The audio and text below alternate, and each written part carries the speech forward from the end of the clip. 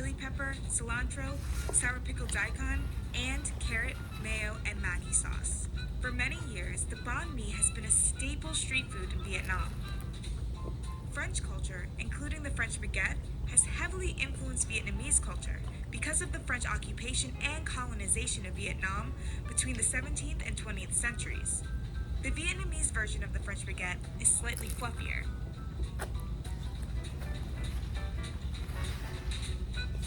Similar to Vietnam's banh mi, this Laotian sandwich also uses the French baguette. Khao Ji can be found on almost every street corner in Laos. It's filled with pork belly, ham, tomato, lettuce, carrots, cheese, and chili sauce.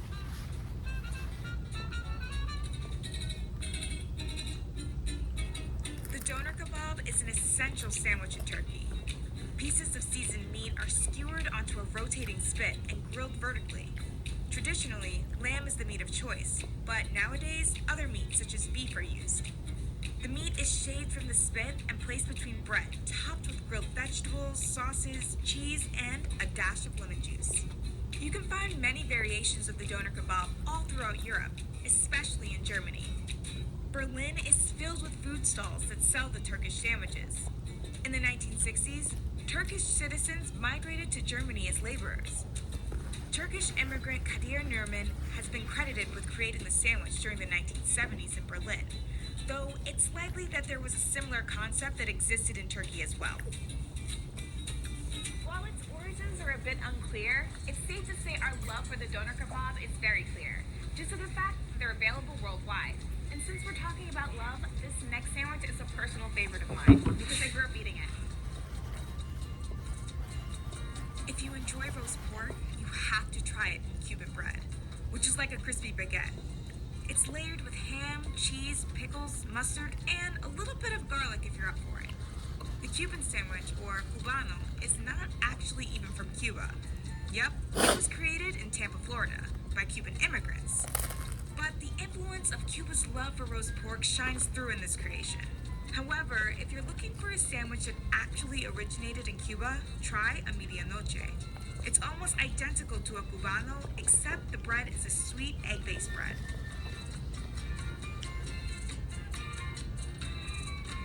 Japan's popular katsu sando is a must-try. This sandwich is typically made with fried breaded pork cutlets, a few shreds of cabbage, and tonkatsu sauce tucked between 2 slices of Japanese milk bread. Nowadays, any type of protein can be used, such as wagyu beef, egg salad, or fish. Mr. Katsu in Southern California serves a 17-layer version of the pork katsu sando.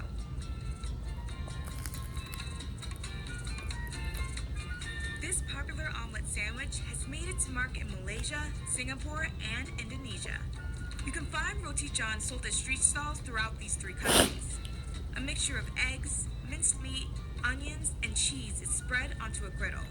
An open-faced baguette is placed on top and toasted over the omelet until the outside of the sandwich becomes crispy. Garnishes like sambal sauce, tomato sauce, and mayo can be added on top for extra flavor.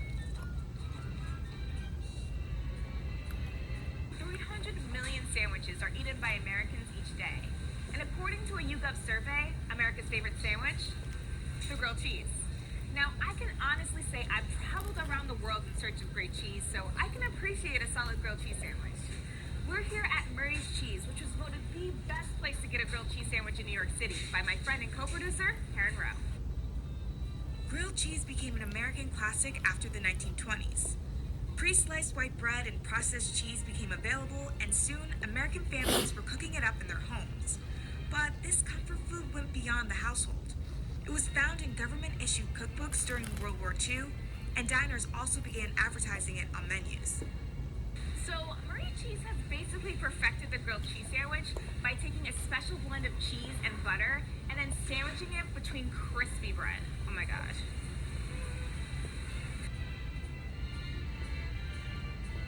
Calling all cheese lovers, this Brazilian sandwich is called baru. Slices of roast beef and melted cheese are tucked between a French roll along with tomatoes and pickles. China's steamed guabao is a traditional favorite. It originated in Fuzhou and became popular in Taiwan when Fujianese immigrants brought it over. A flat steamed bao is folded over braised pork with sweet peanuts and coriander leaves.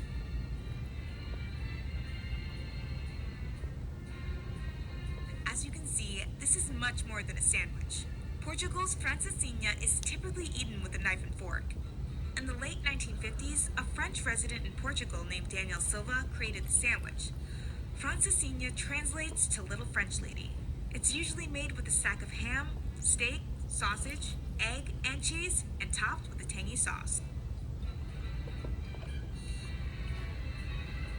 In Guyana, this sandwich is a party and road trip favorite.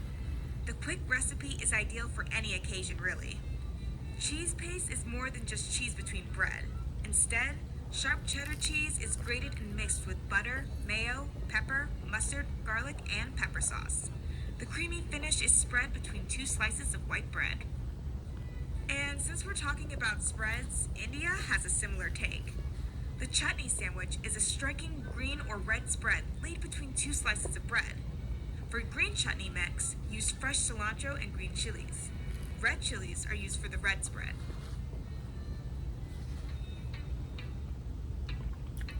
Uruguay is said to have some of the world's best beef. Chivito is a steak sandwich enjoyed all throughout the South American country. It's also Uruguay's national dish. According to legend, an Argentine tourist walked into a restaurant asking for a sandwich to be made with chivo, or baby goat. The chef didn't have any goat meat and instead grilled a thin piece of steak. Variations today include toppings like cheese, eggs, bacon, pepper, mayo, lettuce, and tomatoes. It's also popular in Argentina, where it's known as lomito. Uruguay enjoys steak sandwiches, and so does Chile. This sandwich is called the chacarero. A roll holds thin churrasco steak with tomatoes, green beans, peppers, and mayo.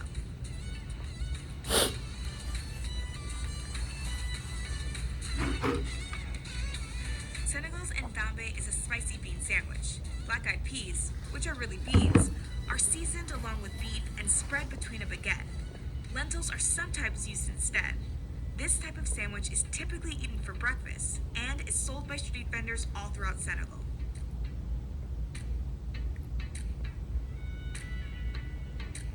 Sabich from Israel is a pita bread stuffed with fried eggplant, boiled eggs, salad, amba, and many other sauces. The sabich is actually an Iraqi-Israeli hybrid. When Iraqi Jewish refugees settled in Israel in the 1940s and 50s, they brought traditions like eating hard-boiled eggs, potatoes, and eggplant on Sabbath. Today, the sabich is a popular street food sold by vendors in Israel and is still eaten on the Sabbath. So the UK is known for their love of chips, so why not make it a sandwich? A chip buddy is simply thick-cut, deep-fried chips sandwiched between two buttered slices of white bread.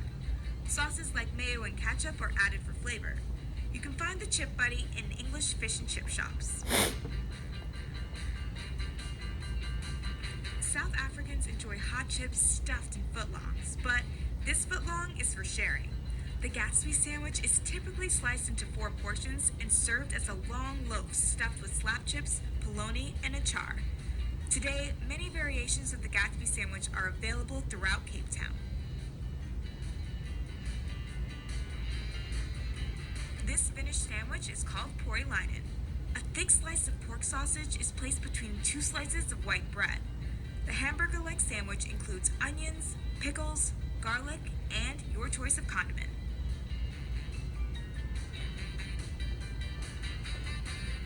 Eaten in both Venezuela and Colombia, the arepa is a cornmeal pocket that is grilled, fried, or baked, and filled with endless ingredients. Traditionally, arepas are cooked on flat griddles.